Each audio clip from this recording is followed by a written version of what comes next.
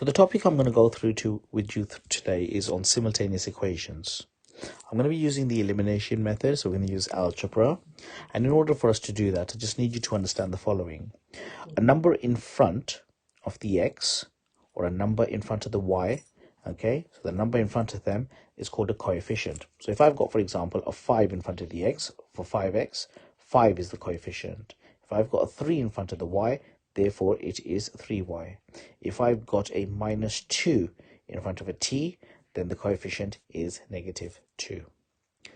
The aim is, in order for us to eliminate, because it is quite difficult to solve an equation where they've got two letters. Generally, if it's got one letter, either you group the like terms together and then solve it, or you just, if you have one letter, you just rearrange to work out the value of that letter. But in this case, we've got two letters, so we don't know kind of what the value of x is and what the value of y is as well, in order to make 5, because then we could have a range of possible answers. But what we're looking for is a value of x and a value of y in the first equation, that if we substitute it in the second equation, the x and the y, we should get the answer just next to it. So for that to happen, we need to make the coefficients the same. In order to make the coefficients the same, what we're going to do is this. We've got 4x plus 3y equals 5 and 2x minus 5y equals 9. To make the coefficients the same, what we do is this. We take the number, the coefficient, okay, of x's. Now stick with x's for now. You can do this with y's, but the reason why I like to kind of stick with x's at the moment, just to explain it as a first time kind of example for students when they're doing simultaneous, or they do get a bit confused as well, okay, it's just for them to follow a method that they can start eliminating, and as they get more confident in this process, okay, then they can start looking for things like same sides subtract and different sides add. So, but for now, I want to kind of stick with this. So what we do is we look at the first equation at the top and we say, hang on, what's the coefficient on the equation at the bottom? We've got a 2, so we're going to multiply the entire top equation by 2. We then look at the coefficient at the bottom. We've got 2, and what do we do with that one? We're going to multiply it with the coefficient on the one above it, times 4. And once we do that, we have to make sure we multiply all the way through. So let's look at the top equation here first. I'll just do it at the bottom. So I'll underline it so it helps you. We're going to multiply everything by 2 though. So we've got 4x times 2, which is 8x. We've got a positive 3y times 2, which is plus 6y. And we've got equals 5 times 2 equals 10. Students generally forget to multiply the number after the equals, okay, so they only do the x and the y and then they kind of stop as well, and that's where a huge misconception happens. We then do the same for the bottom now. I'll do this one in yellow. So I'm going to underline what we've got, and now we're going to multiply it by the 4, because that is the coefficient on the equation above where the x is. So we've got 2x, we multiply by 4, we get 8x. We've got negative 5, be careful with this one, negative 5 times 4, so that becomes minus 20y. And don't forget the number at the end, we must also multiply the 9 with the 4, so we get 36. So we end up with two new equations. The only difference is the coefficients on the x's are the same, and that's what we wanted to do. What is the purpose of doing that? Okay, the reason why we do that is because if I put a negative now, okay, we're now going to kind of link the same terms together. So the x's with the x's, the y's with the y's, and the number term with the number term. So what we do is, when we do a takeaway, we're now going to eliminate. In order to eliminate, okay, because we have got the same sides, 8x is a positive, and the 8x below it are positive, so same sides subtract, that's why we put a negative sign. And what we do is, please watch this rule, do not ever go down. Never go down. The rule is you must always go around, and I'll show you how that's done, and I'll do it in a different color. I'll do it in black. So we've got 8x. We don't go down, because if I went down and I see 8x again, I'm probably going to add it. So 8x add 8x would be 16x. That would be wrong. You must go round. The round means you must always focus on the takeaway. So 8x take away 8x and it cancels. And that was the aim of making the coefficients the same, so that they cancel. Now you do the next one. I'll circle this one for you this time. You've got 6y. Have a look. I'll write it on the side. You've got 6y. Now, I'm not going to go down. If I went down, it would be minus 20. You do not go around. So you don't go down, you go around. So it's 6y, go around, it's minus, and then you focus on the other y term, minus 20. Don't go down, always around. I'm going to keep repeating that one. So 6y minus 20y. Two negatives make a positive. So 6y plus 20y makes 26y. You can easily see why some students would normally get that wrong now. Okay, if they went down, they would have done 6y, take away 20y, would give them negative 14y. Completely different answer. The last one is, don't forget the number at the end. We've got a 10. I'll just write it on the side. Have you noticed I'm doing my working out on the side and then bringing it back in to the simultaneous equation? And the reason why I'm doing that is because I'm not making it even more messy than it probably is at the moment with my little arrows, and that's just for showing you. So I've got a 10 on the side. Don't go down to 36. That's wrong. What do? We go around again. So 10 minus, and then we've got 36. And 10 take away 36 is equal to negative 26.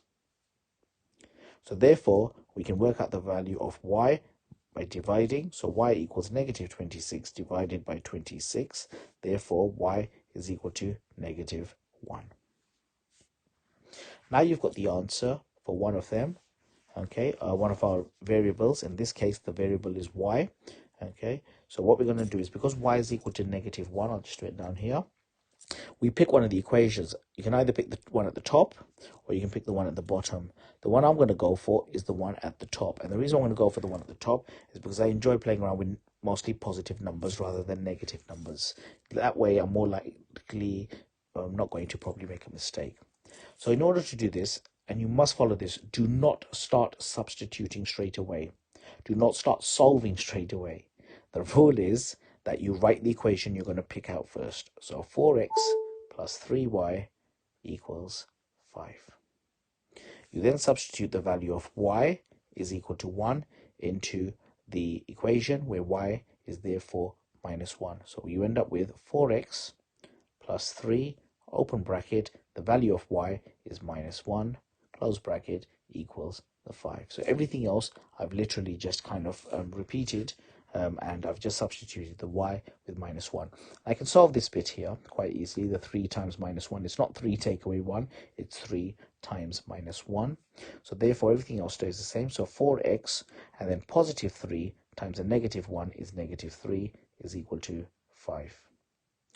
I then solve this, so I take the minus 3 over to the other side, or if you use the balancing method, you add 3 on each side, and therefore 4x is equal to 5 plus 3, therefore 4x is equal to 8. Therefore, the value of x is equal to 8 divided by 4, which is equal to 2. So therefore now, if you notice, I've got my two values, x is equal to 2, and y is equal to minus 1. I'm just going to kind of clear the ink at the moment. So y is equal to minus 1 and x is equal to 2. Now, these are my values and that's my answer. And just to check, because it doesn't take a second, I haven't used the second equation really. I've used the first one to substitute. I haven't used the second one. I'm just going to write this out. 2x minus 5, y. I'm just going to put a 9 over here, massive 9 over here, just for you.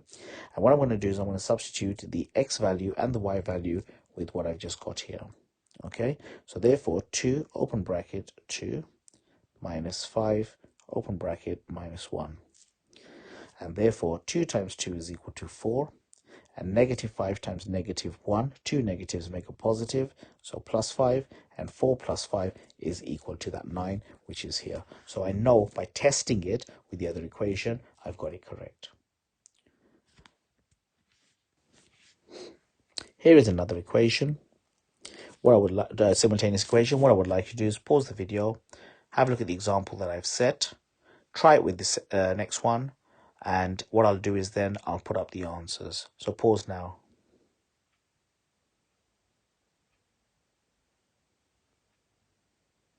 Let's go through this. All right, so I'll just enlarge the question just for you to have a look at. So if we look at the coefficient at the top, we have a 3, so I'm going to multiply the bottom equation by 3. And if you look at the bottom coefficient in front of the x, it's 2, so I'm going to multiply the top by 2.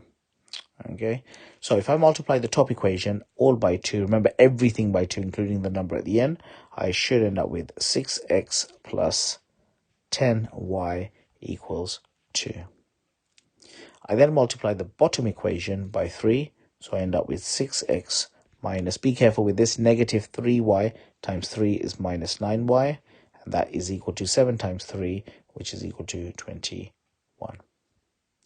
I then put a takeaway sign, just like we did in the previous one, and underline. And the reason why we do that is because we want to eliminate. That's why it's called the elimination method. So 6x, take away 6x cancels. The next one, be careful with this. It's 10y. That's why I do it always on the side for this one. If you didn't do it on the side and you try to look at it, okay, sometimes you can make an error on this as well. And the things you want to avoid making that error. So 10y, we go round. That was a thing I kept emphasizing over and over. I'll keep doing it. So 10y minus, and look here, you've got minus 9y. So you end up with 10y minus 9y. Two negatives make a positive. So that becomes plus 19y equals, and then you've got 2 here. Go round, take away 21. So take away 21. So 2 take away 21 is equal to minus 19. So in this case, similar to like last as well, y is equal to minus 19 over 19. Therefore, y equals minus 1. Just for your own record, y will never always be minus 1. It's minus 1 in this case. We then pick one of the equations. This time what I'm going to do is, you've probably tried the first one as well. I'm going to kind of show you both, okay, on here. So I'll do the first one. I've got 3x plus 5y equals 1. So therefore 3x plus 5, open bracket, y is equal to minus 1. And that should equal to 1. So therefore 3x, be careful with this, don't put a plus straight away for the sake of it. It's positive 5 times a negative 1, which is minus 5, and that equals to 1. Therefore 3x equals 1 plus 5. Therefore 3x is equal to 6. Therefore x is equal to 6 over 3. Therefore x is equal to 2. If you got those two, absolutely fantastic. If you haven't, check where you've done the error. More than likely, it's probably somewhere here. That's where the error happens. I'm going to show you how to do it with the other one as well, in case you wanted to use it. So 2x minus 3y equals 7. Therefore, 2x minus 3, open bracket, y was, if you remember down here, minus 1 equals 7. Therefore, 2x, now be careful with this one. You've got a negative 3 and a negative 1. Two negatives make a positive 3 equals 7. Therefore, 2x is equal to 7 take away 3. Therefore, 2x is equal to 4. Split the 2 from the x, so we divide. It's the reciprocal. Therefore, x equals 4 divided by 2. Therefore, x is equal to 2. You still end up with that answer. Now I'm going to give you another one, but I think this is like kind of the most common question that kind of comes up a lot. They're called worded simultaneous equations. Now, if you notice with the previous one, the setup was kind of similar. This is kind of a bit different. I get students that keep asking me, how do I know though from a worded question, because they don't use the word simultaneous at all, how do I know that it's going to be a simultaneous equation? It's quite simple actually sometimes. What happens is they normally kind of give you something like 2 sentences, okay? Sometimes 3, but normally 2 sentences. In each sentence, they're going to have 2 variables. They're not going to call it X and Y in a worded question because it's a scenario that happens in real life, okay? So if we look at this one, we've got one sentence here at the top, and it says 3 bananas and 2 pears. So they've already got 2 variables, cost 95p, and there's my number after the equals. Okay, then they've said, have a look at the second sentence, 5 bananas and 3 pears, so 2 variables. What do you notice about the 2 sentences? They use the same variables. So here they've got bananas and they've got bananas, and then they've got pears and then they've got pears. That's like having x's and y's. And then there's your 2 numbers over here. That's generically. There are different styles of questions where it's kind of a bit different as well, but at the moment we're just sticking to the basics. So what do we do when we have this question? We give it letters of our choice. People like to give it x's and y's. which is fine to do as well.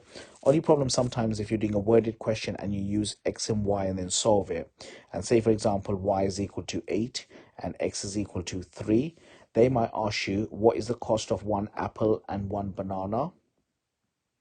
And the issue that might happen is you might pick the wrong letter, either 8 or 3, and put it in the wrong place because you don't know which one was apple and which one was banana. So it's sometimes quite helpful that if they've said to you 3 bananas, so put it as 3b, b for bananas, and 2 pears, so plus 2p is equal to 95p. 5 bananas and 3 pears is equal to £1.51. Here's the problem with this question though. One unit is in pennies, one unit is in technically pounds. You should be keeping the same units at all times. Okay, so therefore I'm just going to keep it as 151. What you're now going to do is have a look, similar thing, just for setting up this as simultaneous equations from a worded question, you get a mark in the examination paper. What we're now going to do is have a look with, there's a 5 at the bottom, there we go, so we're going to multiply the top equation by 5, and then you take the top number here, 3, the coefficient before the b, which is 3, and you multiply the bottom equation by that. So if I multiply the entire top line by 5, okay, I end up with 15b plus 10p equals 100 and so which gives me 475, yeah. And the next one is multiplied by 3, so 15b plus 9p equals 453. Okay, what do we do now? Put the takeaway sign. 15b take away 15b cancels. 10p plus 9p gives me 19p, but I've made an error. What's the error? I went down. What was the rule? You must go round. So it's 10p minus 9p, which is 1p, okay, equals 475, take away 453. You can do that on the side of the exam paper, or unless it's a calculator paper, I'll just do it here. So 5 take away 3 is equal to 2, 7 take away 5 is 2, and 4 take away 4 is 0, therefore it's 22. So the cost of one pair is equal to 22p. Once you know the cost of one pair, there we go, I'll just put it on the side. So one pair is equal to 22p on the top. Okay, I can then substitute it in one of the equations. I'm going to use the top one. Again, they're both positives, but the reason why I picked the top one is because they're smaller numbers than the equation on the bottom. So therefore, 3 bananas plus 2 pears. Have you noticed I've not substituted the numbers in again straight away? I've picked the equation that I want because then I can just focus on the numbers and the letters that I'm going to be using. So therefore, 3b plus 2 times 22 equals 95. Therefore, 3b plus 44 equals 95. Therefore, 3b equals 95. Take away 44. So 3b is equal to 51.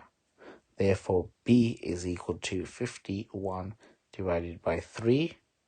So b is equal to 17. Therefore, a pear costs 22p and one banana costs 17p. So I've got the numbers 22 and 17. I'll just rewrite that. So 22, one banana is equal to 17 pence. Okay, so normally they would ask you that. What is the cost of one pear and one banana? Guess what they've done in this question? Changed it slightly. Find the cost of 10 bananas and 10 pears. So you would take this 22, times it with 10. Take the 17, times it with 10.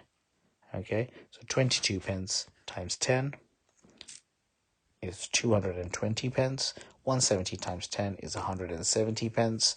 Therefore, if I add them together, I get 390 pence or £3.90.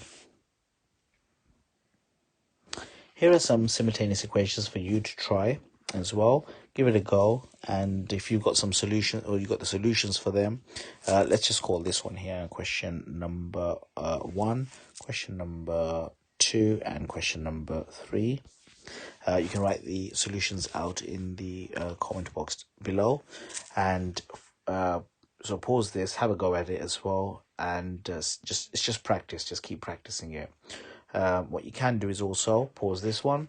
These are the typical type of worded questions that can come. They are differentiated as well, for you to have a crack at.